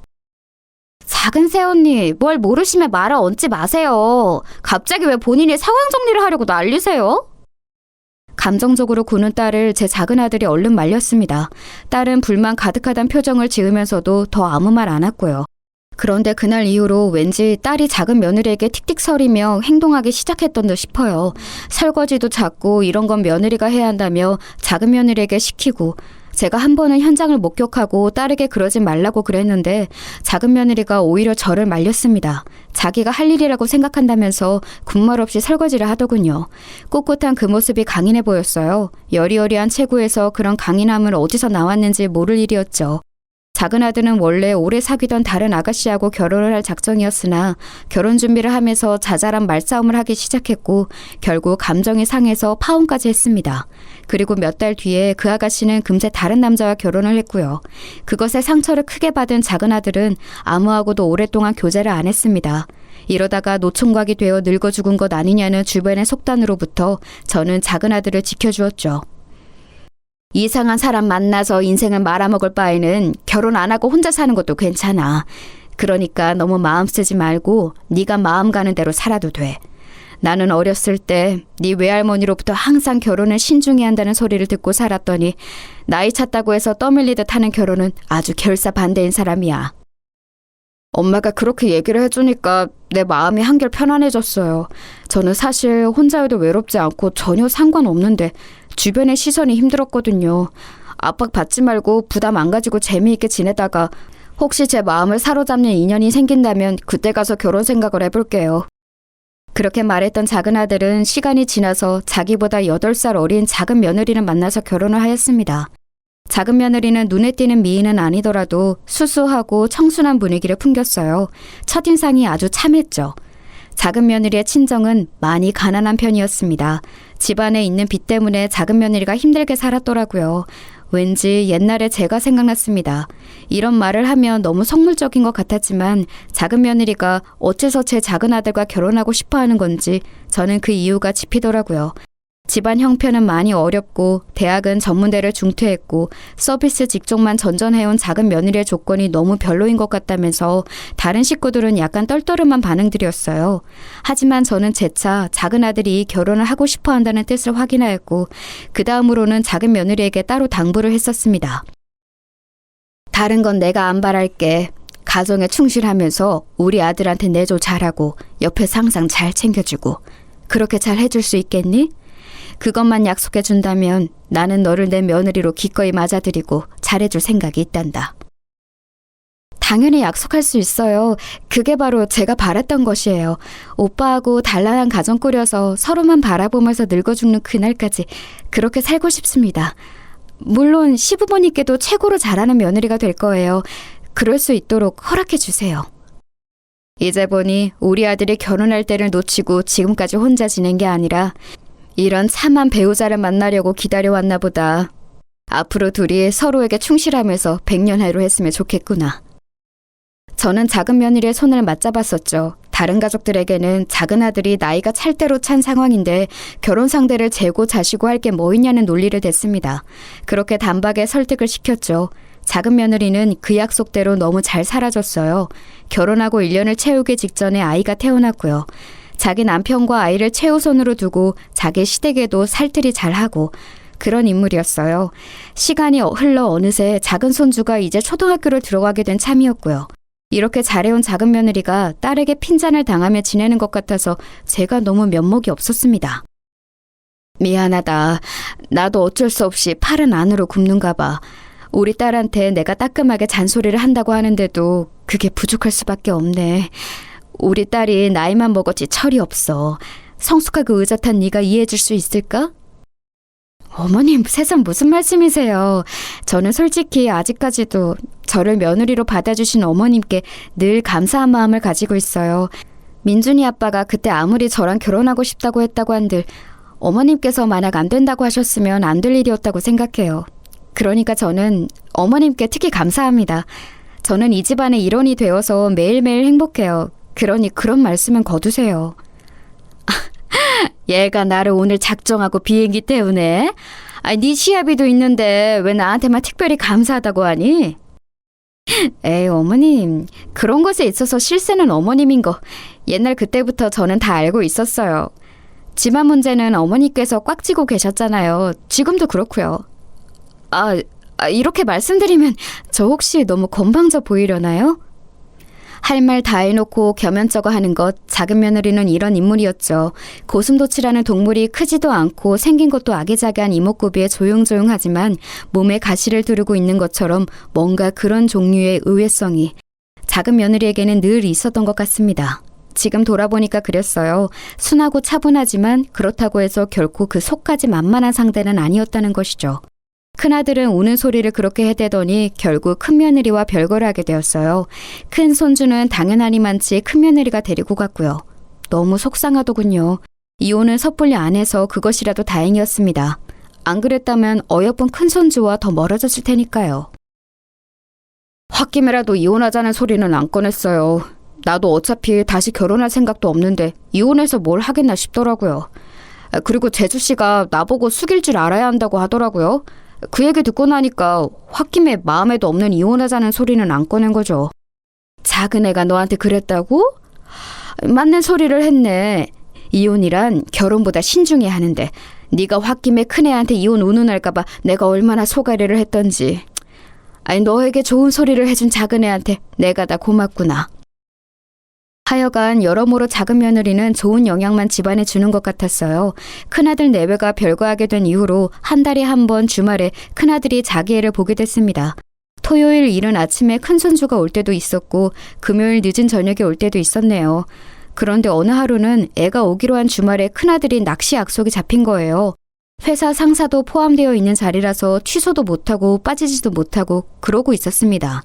저도 그날 하필 남편하고 저기 멀리 편찮으신 고모댁에 방문하기로 한 주말이었고요. 큰아들에게 도움이 되어주지 못해서 미안했는데 자기가 알아서 해결하겠다고 하던 큰아들은 자기 동생 부부에게 손을 내밀었어요. 작은 며느리가 큰 손주를 자기 아이와 함께 그 주말에 봐주었죠.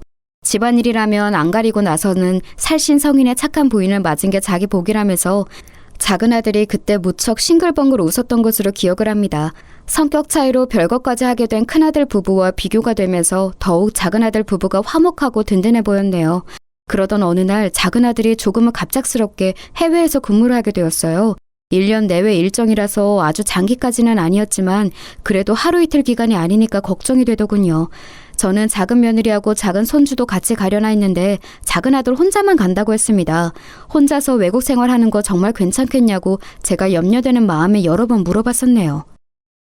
사실은 민준이 엄마가 나랑 같이 안 가겠다고 해서 처음에는 섭섭했어요.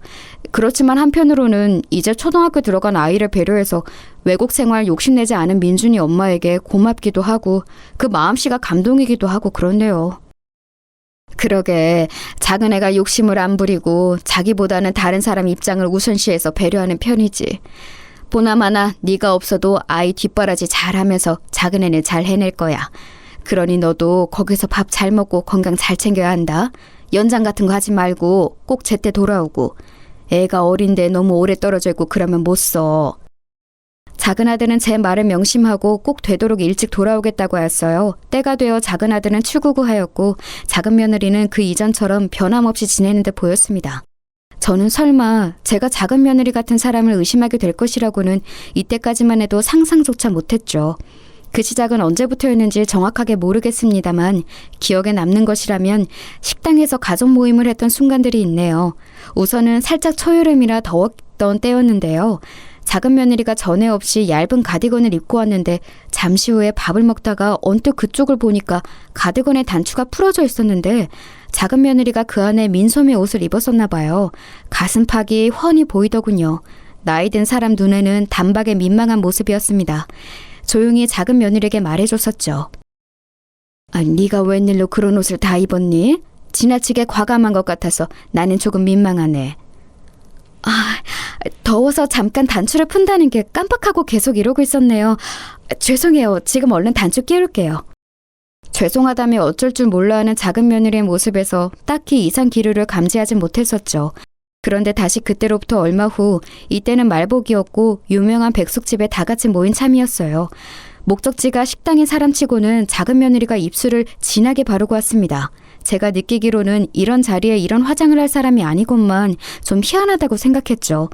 일전부터 작은 며느리에게 틱틱대고 있었던 딸이 그 모습을 보더니 한마디 했습니다. 닭 먹으러 가는데 설마 벌써 쥐 한 마리 잡아드시고 온 거예요?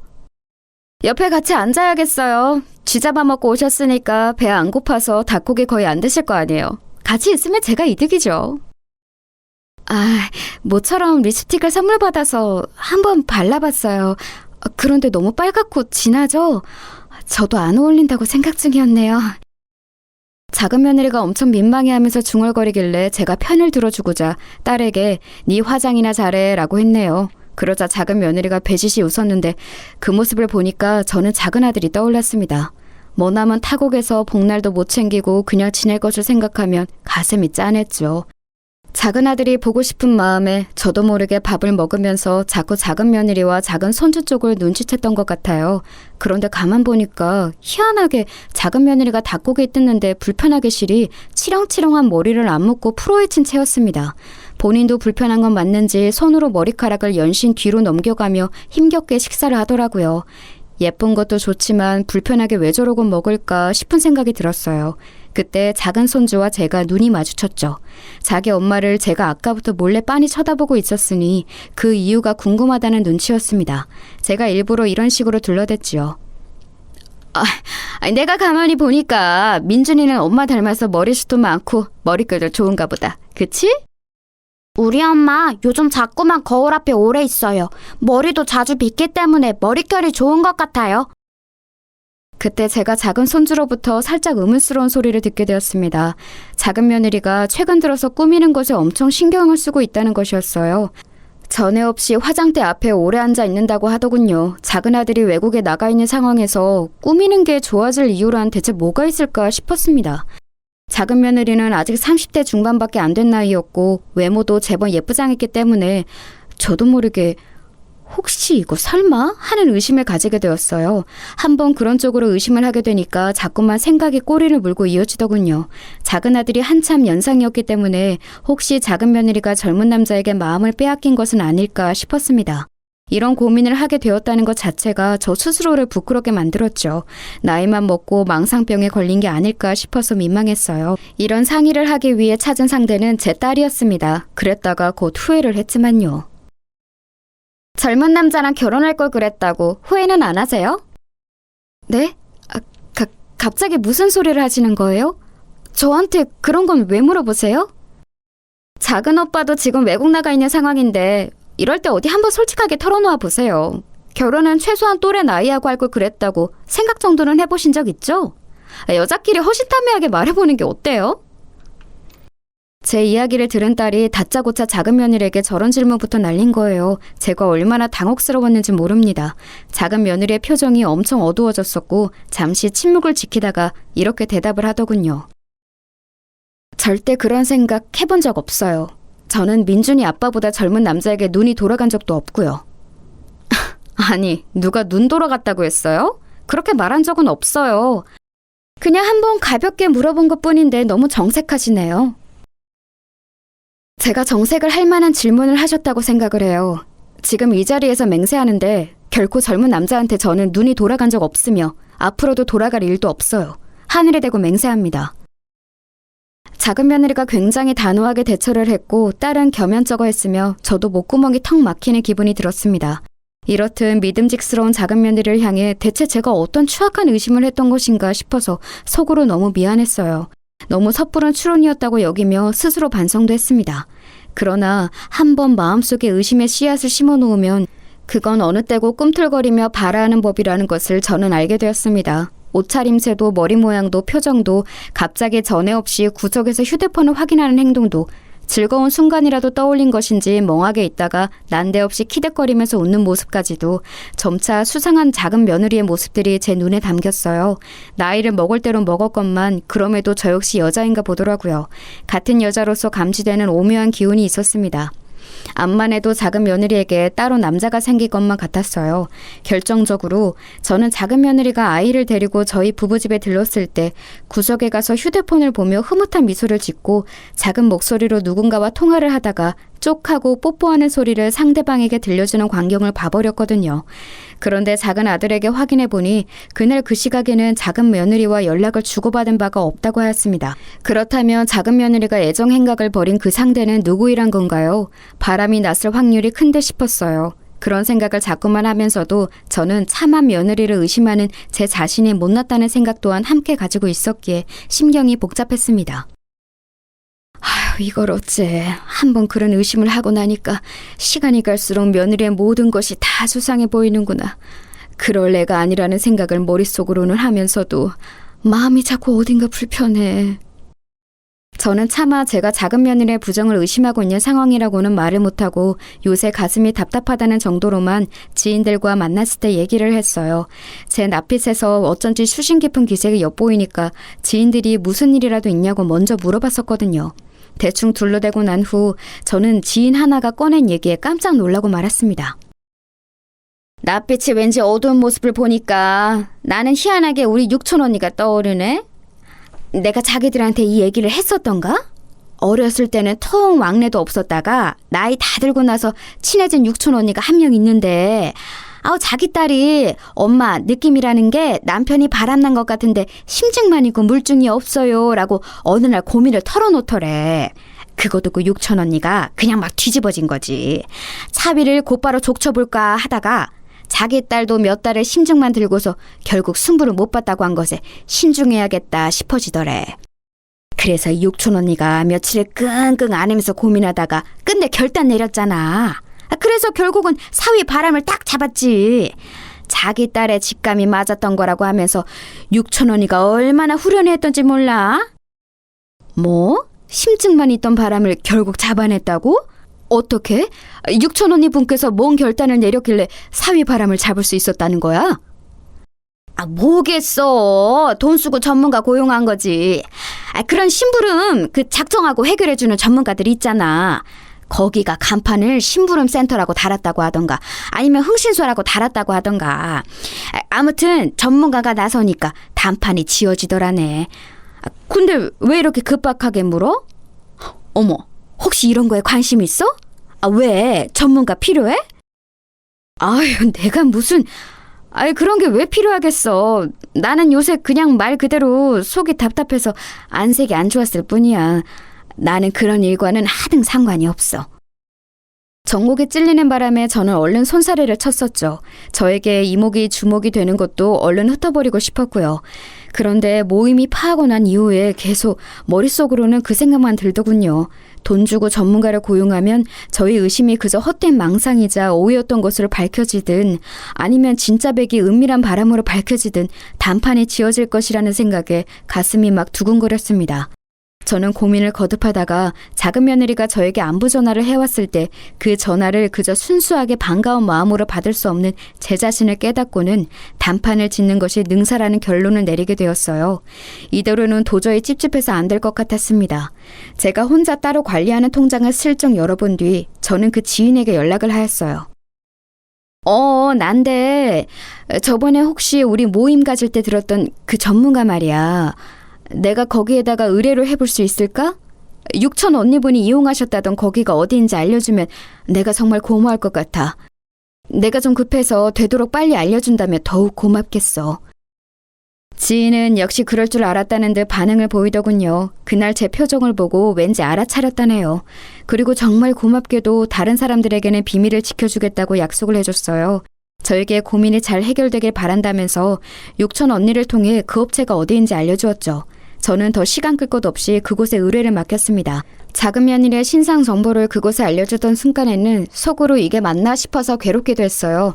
하지만 이제 와서 물러설 수는 없다는 생각으로 진행을 했네요. 맡기고 나자 그 이후로는 하루하루가 너무 초조했습니다. 오죽하면 남편이 저보고 왜 자꾸 시계를 보고 휴대폰을 보냐면서 누구 만나기로 약속이라도 했냐면서 핀잔을 주었네요. 아무렇지 않게 행동하기가 어려웠어요. 그때 제 심정은 제 의심이 별것 아니었다는 것으로 결과가 나왔으면 하는 바람뿐이었습니다. 제가 완전히 헛다리를 짚은 것으로 결과가 나와서 그동안 제가 망상에 빠졌던 것으로 밝혀져도 상관없으니까 제발 작은 며느리가 진짜로 바람을 피운 게 아니기만을 바랐어요. 왜냐하면 멀리 타지에 일나가 있는 제 작은 아들이 너무 측은해서 그랬고 무엇보다 아이가 아직 어리기 때문에 더욱 그랬습니다. 만약에 바람이 진짜라고 밝혀진다면 제 선에서 어떻게 해결을 볼 수 있을지 없을지 하는 문제도 그때 가서 고민해보기로 했죠. 우선은 정확한 결과를 받아들이는 것이 먼저라고 생각을 하며 심신을 다스리던 어느 날이었습니다. 의뢰를 맡긴 지 정확히 딱 한 달 되던 날이었어요. 저는 드디어 결과를 받아들일 수 있었습니다. 자기 직원이 결정적인 증거를 잡았다고 하면서 남자 사장님께서 약간은 당혹스러운 목소리로 저에게 결과를 알려주셨지요. 고객님께서 확인해 달라고 하셨던 것, 방금 말씀드린 대로 증거를 잡았고요. 빼도 박도 못하는 확실한 증거이기 때문에 더 이상 의심의 여지를 남기지 않으셔도 될 것 같습니다. 아, 이런 세상에.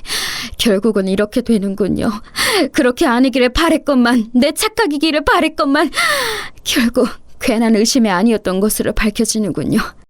이제 앞으로 어떻게 이 일을 해결해야 할지 막막합니다. 외국 나가 있는 아들에게 이걸 바로 알리고 선택을 하게 두어야 하는 것인 것 정말 착잡하네요.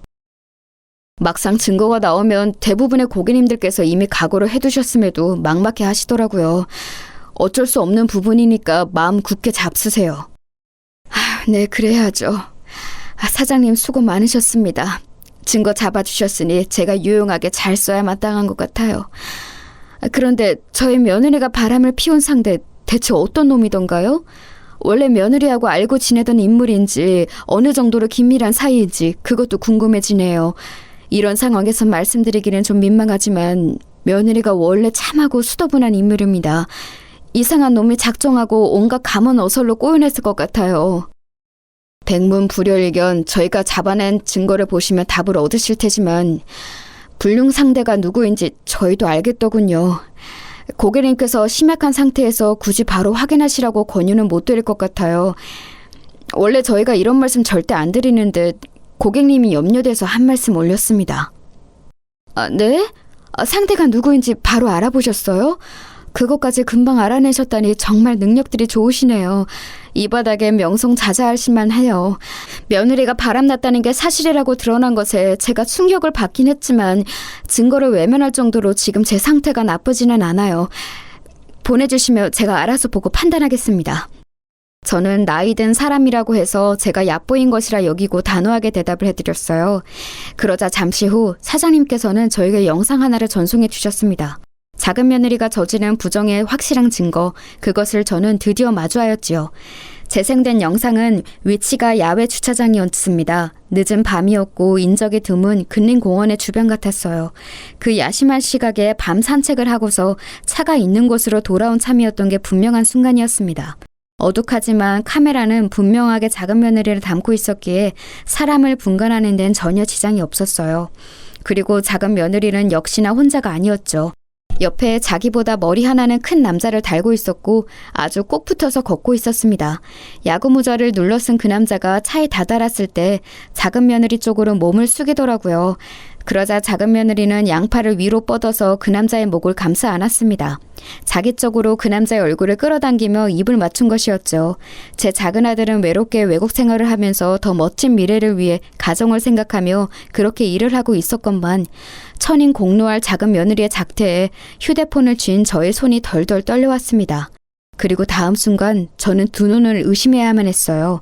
진한 입맞춤을 나누는데 방해가 된 것인지 작은 며느리가 그 남자의 야구 모자를 휙 벗겨버린 거예요. 자기 손으로 그 남자의 야구 모자를 진 뒤 신나게 웃으면서 다시 더러운 행각을 이어갔습니다.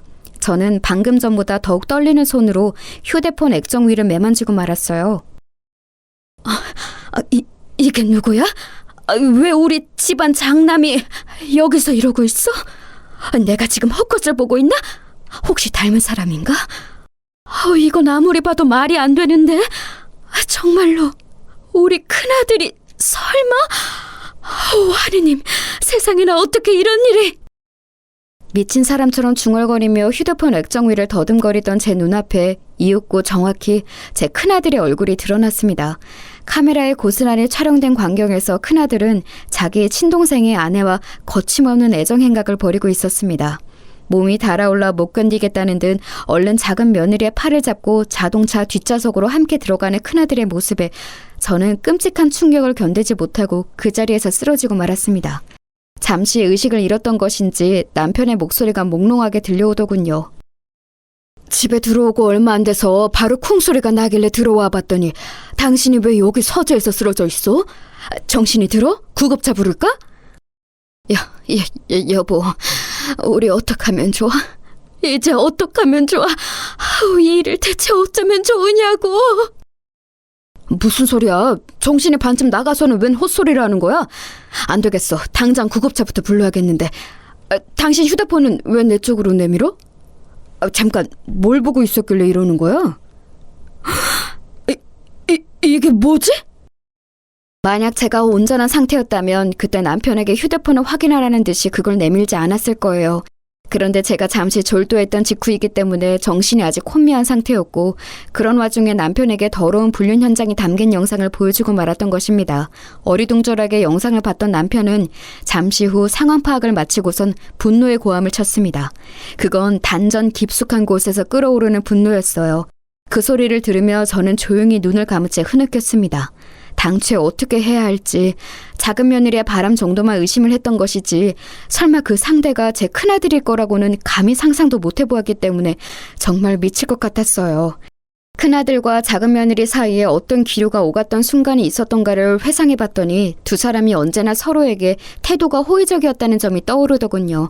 작은 며느리가 자기 또래의 남자에게 눈 돌아갈 일은 절대 없다고 호언장담했던 때의 모습도 생각이 났습니다. 제가 그 말을 듣고서 안심도 했었고 작은 며느리를 재차 의심하게 된 스스로에게 복잡한 심경이 들기도 했었죠. 그런데 설마 제 훨씬 연상인 큰아들이 불륜 상대였기 때문에 그런 식으로 말을 했을 거라고는 상상도 못했던 것이죠. 차라리 당장 제 숨이 멎어버리면 좋겠다는 생각이 들더군요. 더 살아서 무엇하나 싶었습니다. 괜히 이날 이때까지 살아있던 바람에 이딴 더러운 꼴을 본 것 같았어요. 자식도 잘못 키웠고 며느리도 잘못 들였고 제가 어리석었던 탓에 다른 자식 하나에게 피해를 끼쳤으며 어린 손주에게도 못할 짓이 된 것 같아서 엄청난 자괴감에 사로잡혔죠. 제가 울면서 자책을 하자 남편은 저를 나무랐습니다. 이렇게 진실을 캐낼 배짱은 있었고 드러난 진실을 마주할 용기는 없었어? 정신 차려. 자식과 며느리가 쌍으로 미친 것이 어떻게 당신이 탓이 돼? 자책할 생각은 추호도 말고 정신 똑바로 차리고 이것들에게 철퇴를 내릴 때야. 저를 다잡아준 남편은 집안일에 신경 안 쓰고 산 게 후회한다고 하였습니다. 저는 그런 남편의 손을 맞잡으며 생각했죠. 저희 부부는 다른 부부에게서는 비록 모범적이지 못했을지언정 서로에 대한 신뢰나 의리는 지난 세월 자식들 앞에서 옳게 지켜왔습니다. 절대로 딴 마음 먹지 않았고 불순한 의도를 내비친 적도 없었죠. 그러니 올바른 부부관계를 유지하며 살아온 저희를 보고도 엇나갔다면 큰아들은 그 성정 자체가 심히 글러먹은 것이며 작은 며느리는 순진하고 참하게 굴었던 것이 본성이 아닐 게 분명했습니다. 용서하고 덮는다는 건 절대로 말이 안 되었죠. 가장 기만당한 사람은 당연히 작은 아들이었어요. 남편하고는 지금 당장 작은 아들에게 이걸 밝히느냐 마느냐를 두고 잠시 설전을 벌였죠. 외국에서의 바쁜 업무가 잠시 지나고 난 뒤에 알려주는 것이 작은 아들을 위해 나아 보인다는 게 남편의 배려심 넘치는 의견이었지만 의외로 제가 고개를 가로주었습니다. 지금까지 아무것도 모르는 채로 기만을 당해왔는데 하루라도 더 그런 비참한 상황에 놓이도록 둘 수는 없어. 작은 아들을 생각하자 속에서 피눈물이 났습니다. 제 뜻을 이해한 남편은 담배를 가지고 밖에 나가더니 그 길로 작은 아들과 통화를 마치고 돌아왔습니다. 작은 아들은 이 소식을 듣고 믿지 못했다가 넋이 나갔다가 화를 냈다가 이내 평정을 되찾고서 한국에 들어오겠다고 했죠. 마침 주말이 목전이었으니까요. 작은 아들이 회사 측에 넘치는 배려로 주말을 껴서 잠시 한국에 급히 들어오게 됐다는 정도로만 다른 사람들에게는 말을 했습니다. 그리고 토요일 이른 오전부터 저희 집에 다들 모였어요. 작은 아들이 귀국하자마자 이리로 온다고 했거든요. 민준이 아빠가 갑자기 들어온다고 해서 깜짝 놀랐는데 여기로 먼저 들르겠다길래 더 놀랐어요. 저하고 민준이도 보고 싶었겠지만 아버님, 어머님이 더 보고 싶었나 봐요. 정말 효자인 것 같아요. 다 같이 모인 자리에서 작은 며느리는 역시나 평소에 본인답게 굴었습니다. 배려심 넘치는 말에 표정은 겸손했죠. 하지만 이미 그 모습의 이면을 보고 난 이후였습니다. 작은 며느리의 태도가 좋게 보일 리 없었죠. 특히나 큰아들이 은근슬쩍 작은 며느리 쪽에 눈치를 보고 있다는 것을 알 수 있었기 때문에 더욱 그랬습니다. 그 자리에는 큰며느리까지 모인 참이었어요. 큰손주가 자기 아빠와 함께하는 주말과 겹쳤고 저희 부부는 일부러 큰며느리에게 들러서 식사하라고 권유를 보냈습니다. 강요 한 번 일절 한 적 없었던 자기 시부모가 웬일로 꼭 시댁에 들러서 같이 밥이라도 먹자고 하니까 큰며느리도 무시할 수가 없었나 봐요. 큰손주를 데리고 와줬습니다. 별거 중인 자기 아내 그리고 자기와 몰래 바람 피우고 있는 재수씨 사이에서 큰아들은 눈치를 보느라 눈동자가 바삐 움직이고 있었어요. 만약 현장의 증거를 잡지 못했다면 큰아들의 저런 모습도 몰랐을 거라고 생각하니 모골이 송연해졌습니다. 이윽고 공항 근처에 살아서 마중을 나갔던 딸과 사위가 작은아들을 데리고 들어왔습니다. 금세 와작직거려졌고 작은아들은 품에 얼른 자기 아이부터 안아보더군요. 그리고 저희 부부와 차례로 눈빛을 교환하더니 고개를 끄덕였습니다. 그것을 본 저희 부부는 큰손주에게 용돈을 쥐어주면서 작은 손주와 집 앞에 있는 편의점에 가서 맛있는 걸 사 먹으라고 보냈어요. 손주들이 무척 좋아하면서 집을 나섰고 저희 부부는 문제의 그 증거 영상을 틀었습니다. 호기심 어린 눈빛으로 화면을 보던 작은 며느리는 금세 사색이 되었어요. 그리고 큰아들은 얼굴에 핏기가 싹 가신 채로 멍하게 고개를 저었습니다. 이게 어떻게... 전날 분명히 근처에 아무도 없었는데? 설마 멀리서도 잘 찍는 전문가를 우리 부모님이 고용하신 건가? 고개부터 젓길래 뭔가 오해라도 있는 건가 싶었는데 기껏 내뱉는 말이 자백이야? 근처에 아무도 없었다고? 둘만의 미래를 즐기기에는 아주 안성맞춤인 장소를 물색했었나 보네. 더럽고 역겨워. 당신하고 별거 중이라서 다행이야. 자기 친동생의 아내하고 바람난 더러운 몸뚱이하고 한 공간에서 생활하는 건 내 비위가 감당 못하는 영역이거든. 이혼도 속전속결로 처리해줬으면 해. 양육권 내가 가지고 애는 내가 키울 거야. 큰며느리는 싸늘하게 말을 한 다음 큰아들의 뺨을 세게 후려쳤습니다. 그 모습에 작은 며느리가 짧은 비명을 질렀는데요. 그러자 큰며느리는 작은 며느리에게 다가가 더 세게 뺨을 쳤어요. 작은 며느리는 바닥에 엎어지고 말았죠. 그 가련한 모습에도 작은 아들은 도움의 손길을 내밀지 않았습니다. 지독히도 슬픈 배신을 당한 눈빛으로 작은 며느리를 조용히 내려다볼 뿐이었죠. 작은 며느리는 맞은 뺨을 부여잡은 채 온몸을 덜덜 떨었습니다. 이제 그 모습마저 가정스러워 보이는 것에 제가 스스로 놀랐네요. 황당한 광경이 다음 순간 펼쳐졌는데 먼저 가보겠다면서 가방을 챙기는 큰며느리를 가로막으며 큰아들이 무릎을 꿇었던 것이었어요. 이혼만은 안 돼. 이혼 소리를 들으니까 내가 지금 정신이 번쩍 들었어. 그동안 내가 금지된 일탈에 정신이 나갔었던 것 같아. 정말 미안해. 다 내가 잘못했다. 그럼 다 당신이 잘못했지. 설마 내가 잘못했을까봐? 이미 늦었어. 나한테 돈 뜯기고 거지 될까봐 지금 이렇게 숨쓰는 거 내가 모를 줄 알고? 어머님 그리고 아버님 두 분은 제발 이 사람 도와주지 마세요. 본인이 다 감당하고 개고생하도록 내버려 두셨으면 하네요. 저희는 그러겠다는 의미로 조용히 고개를 끄덕였죠. 그러자 큰아들은 망연자실하면서 고개를 떨구었습니다. 그 고개의 방향은 작은아들을 향해 있었고요. 하지만 이미 싸늘하게 식어버린 작은아들이었습니다.